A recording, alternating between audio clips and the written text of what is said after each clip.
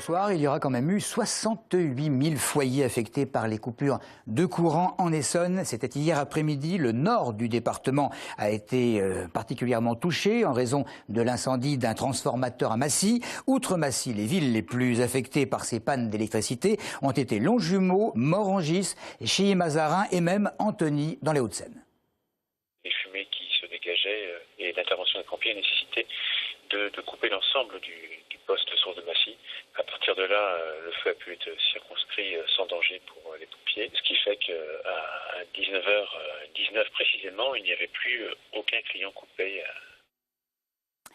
La garde à vue de Jean-Pierre Bechter et de Christella de Oliveira prolongée, ne pouvant faire de même avec Serge Dassault, qui peut néanmoins toujours être entendu. Les juges ont donc opté pour un interrogatoire poussé de son bras droit, l'actuel maire de Corbeil et de l'ancienne première adjointe de l'ancien maire. Côté avocat de Jean-Pierre Bechter, on réaffirme qu'il n'a jamais donné un seul euro à qui que ce soit pour acheter des voix. Si les opposants de l'actuelle majorité dans la municipalité estiment que la vérité qui clame va éclater, on dénonce de l'autre côté une instrumentalisation de la justice. Autre maire UMP qui a eu affaire à la justice, mais cette fois à Draveil, Georges Tron. Georges Tron qui a officiellement annoncé être candidat à sa réélection. Georges Tron qui aura attendu un mois après avoir bénéficié d'un non-lieu dans une affaire d'agression sexuelle dont il estime que des parents de Marine Le Pen sont à l'origine de ces déboires judiciaires. Georges Tron avait démissionné de son poste de secrétaire d'État en mai 2011 et même perdu son poste de député face à Thierry Mandon, porte-parole du PS à l'Assemblée.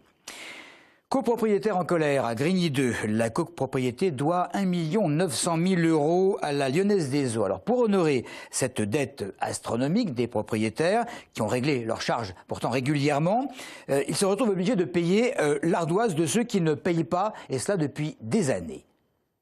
Depuis des années, Grigny 2, la deuxième plus grosse copropriété d'Europe, cumule les problèmes. Placée sous tutelle en 2011, elle est depuis administrée par la société AGI Associés, à laquelle le comité de soutien du plan de sauvegarde de Grigny 2 reproche en substance de mal gérer la résidence. Dernier fait en date, l'appel de solidarité pour rembourser des impayés auprès de la Lyonnaise des Eaux. Sur la période janvier 2012 à avril 2013, le montant s'élève à près de 2 millions d'euros. Depuis de très nombreuses années, certains copropriétaires ne payent pas ou payent peu. En tout état de cause, il y a dans cela notamment des marchands de sommeil, des bailleurs indélicats et des gens qui volontairement ne payent pas leurs charges.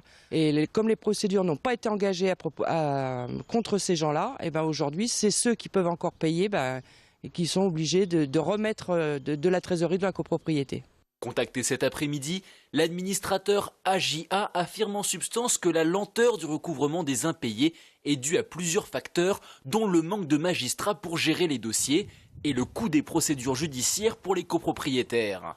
Pour pallier à ce problème, 60 demandes d'aide juridictionnelle ont déjà été déposées. Elles doivent permettre de couvrir les frais d'huissier et d'avocat et d'accélérer ainsi les procédures. L'école à la une de l'actualité. Peut-on vraiment avoir conscience que l'école a deux vitesses en France, avec un quart des élèves bien moins lotis que leurs camarades? Réponse. Pour être au même niveau, il faudrait qu'on ait tous les mêmes profs et qu'ils aient tous le même niveau d'enseignement. Plus de professeurs, je veux dire, plus de soutien. Il y en a qui peuvent réussir dans les quartiers. Il y en a qui ne veulent pas, mais il y en a qui veulent. Et si on ne les met pas dans des bonnes conditions, forcément, ça ne peut pas marcher. Qu'on mette à disposition des salles exprès pour pouvoir aider les enfants qui en ont vraiment besoin. Et puis tout ça, il faut bien s'entraider, quoi. Il faudrait déjà comprendre les jeunes qui sont en difficulté, qui ont besoin d'aide. Il faut de l'argent, pour avoir des moyens, il faut de l'argent, c'est clair. C'est comme tout, c'est le nerf de la guerre. Donc après. Il faudrait qu'il y ait plus d'inégalités au final. Si entre deux quartiers il y a des différences de classe sociale, il faudrait déjà qu'il y ait plus ça. Comment on peut réussir alors qu'on est 35 en classe avec un seul prof et ça, franchement, c'est n'importe quoi. Je crois qu'on a des hommes politiques intelligents, des hommes et des femmes intelligentes, qui sont en train de chercher une solution différente pour ce problème de desigualdad dans un pays où l'égalité, c'est un des principes de vie, comme c'est la France.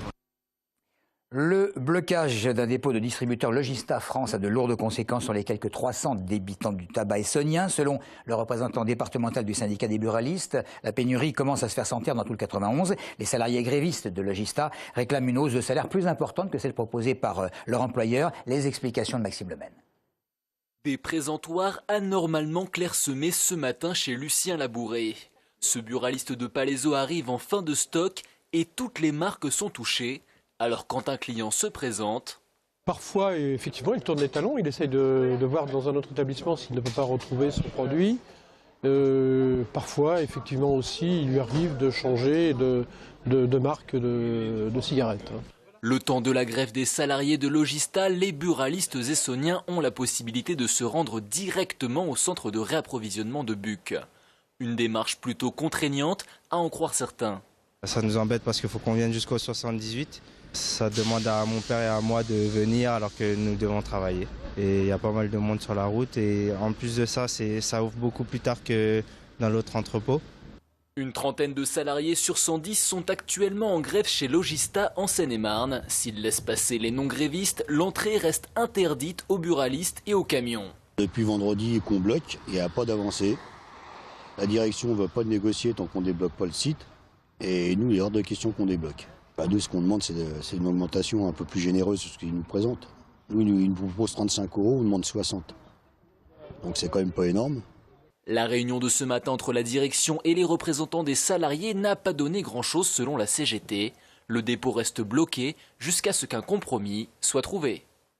Et terminons par Mohamed et une nouvelle visite au tribunal. Le seul majeur qui avait été jugé pour l'attaque du RER en gare de Grigny, une attaque style diligence. Il avait été mis, on s'en souvient, hors de cause par les juges qui n'avaient pas réussi à le reconnaître sur les caméras de vidéosurveillance. Cette fois, le jeune homme a été arrêté avec d'ailleurs des complices pour des vols avec violence devant les gares de Grigny et celle de Ris-Orangis. C'est tout pour l'info. Merci de nous avoir suivis.